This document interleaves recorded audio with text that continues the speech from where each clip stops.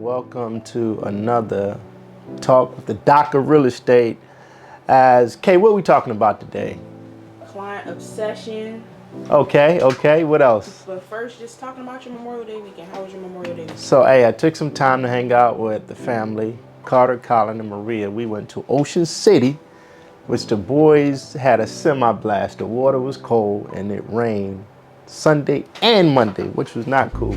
But Saturday, they were able to go out on the beach. We flew a kite for the first time with the boys. It was great kite flying weather because it was super windy. And like I said, the water was super cold. But nevertheless, that didn't stop Carter and Colin from dipping their feet in and even jumping in. Those two little boys, I'm telling you, they were kind of wilding out on that. But that water's too cold for me to jump in. I just got my feet in with them. But nevertheless, yeah, great weekend at Ocean City. And it wasn't that packed, interestingly.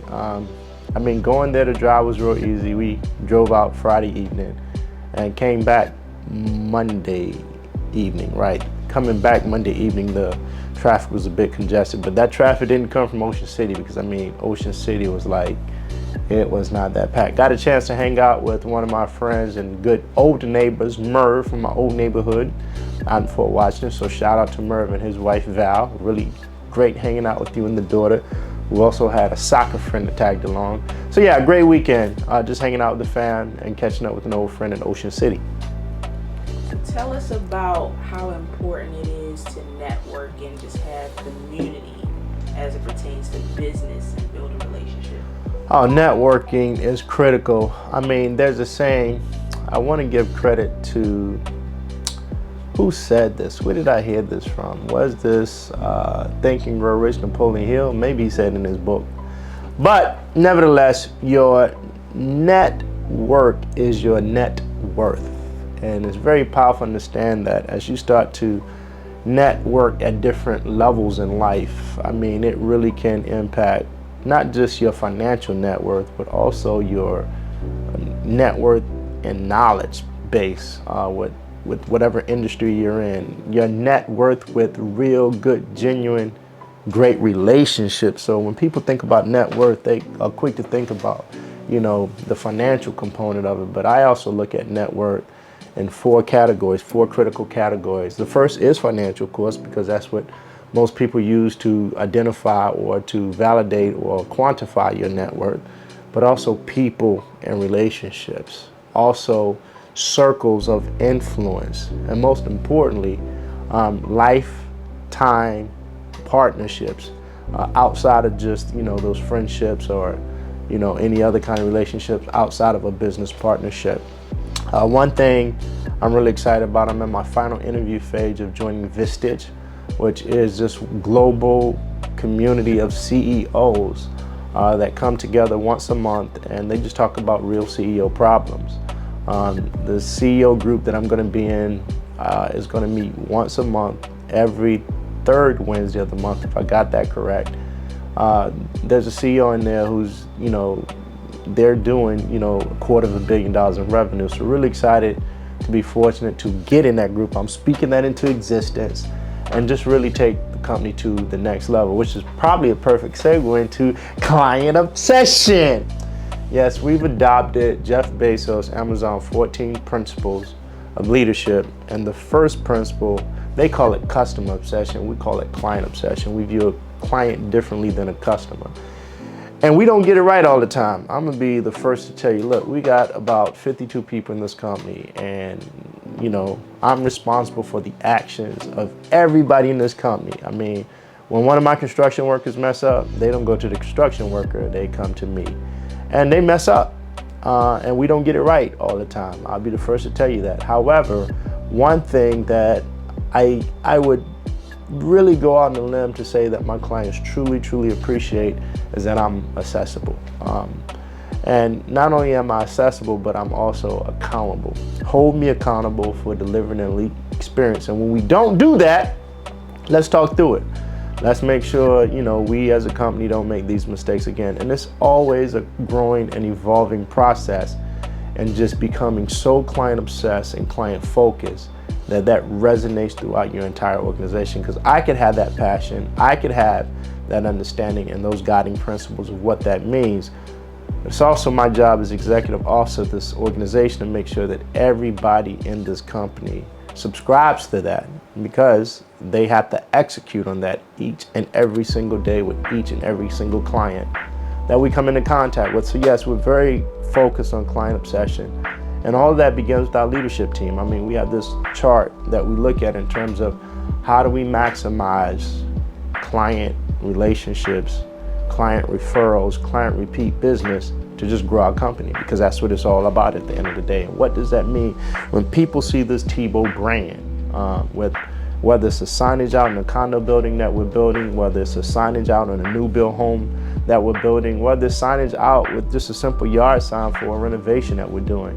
What does this brand mean to people, the community that we serve, when people see Tebow Residential? And that's an everyday quest. Like I said, you know, I would love to sit here and tell you that we have knocked it out of the park and we got it right. There have been instances we have, but there have been more instances than I would like that we haven't. And that's the beauty about, you know, this quest that we, you know, wake up to conquer every single day.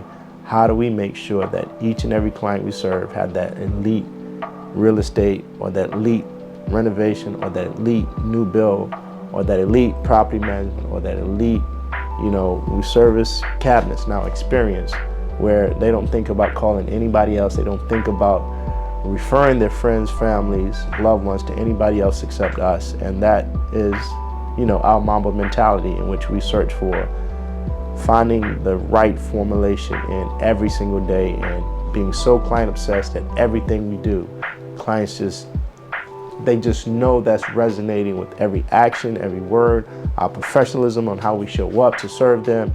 They just see it in every aspect of everything we do throughout the company. So yes, very big on that.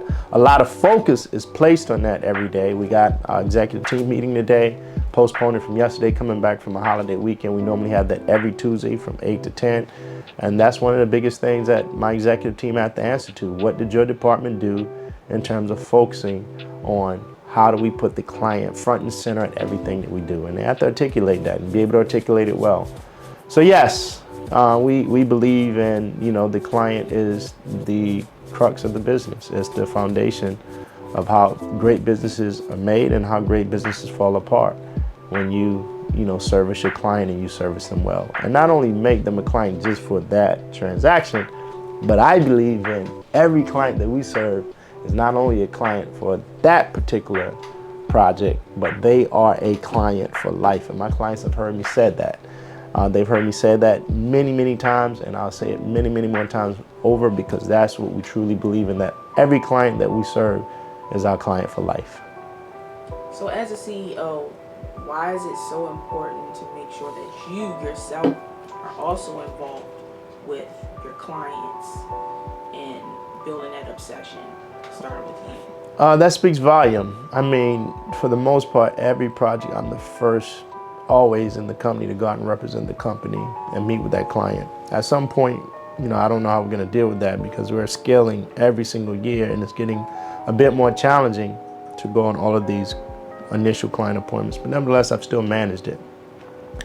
And it is critically important to let the client know that you're not just an absentee owner, but you're present.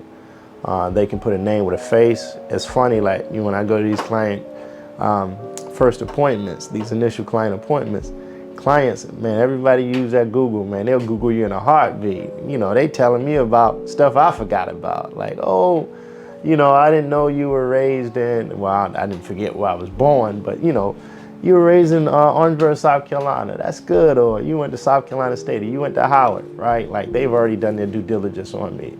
And they're, you know, really pleased to kind of put a name with a real face, and not just, you know, reading about an owner on the website and he's sending some designated representative out. To me, when an owner comes himself for any company, like we work with a lot of subcontractors, that just makes me think and feel like I'm that much more important, that the owner would take his time to come see me as a client. And I am a client in many situations. And clients have expressed that, like that is something really impressive, that the owner himself will come out for their project, big or small. And we take pride in that as a company, that I have a great management team that afford me that opportunity to do so, to meet with every client for that initial client consultation. So, reviews. Leaving reviews as a client.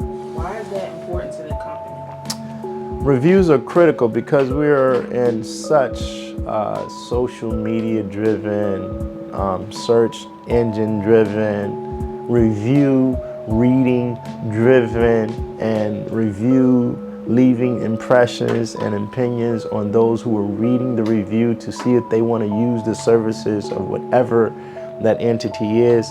When any business does a good job, clients is really, really important because it's not easy doing a great job consistently, especially when you reach a certain level of scalability.